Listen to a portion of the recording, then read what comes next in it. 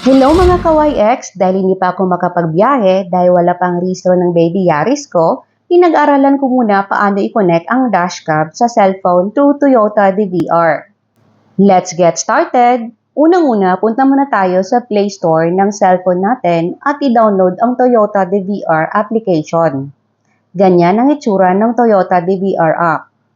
Pangalawa, punta tayo sa dashcam na nakakabit sa loob ng sasakyan.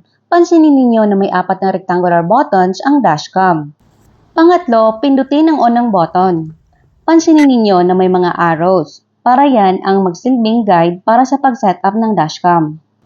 Pang-apat, pindutin ang button arrow right papunta sa settings. Pagkatapos, pindutin ang check button. Ayan, nasa setup na tayo. Pindutin ang arrow button papunta sa Wi-Fi.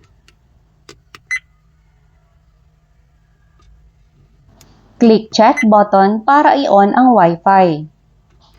Make sure nga pala mga ka-YX na nakailaw na yung Wi-Fi logo. Hindi ko lang nakuna ng video. Sorry! Panglima, punta na tayo sa mismong settings ng cellphone natin at hanapin ang Wi-Fi connections. Piliin ang Toyota connection at i-type ang naka-default na Toyota password 1234567 and connect. Panghuli, i-click na natin ang Toyota DVR app para subukan kung gumagana at ma-review ang mga na-record ng dashcam natin. Then click I understand the risk. Pwede na tayong mag-explore kung anong meron sa memory card, phone memory at saka settings.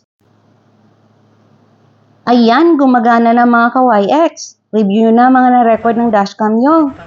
Please like, share, and don't forget to follow my channel. Thanks for watching!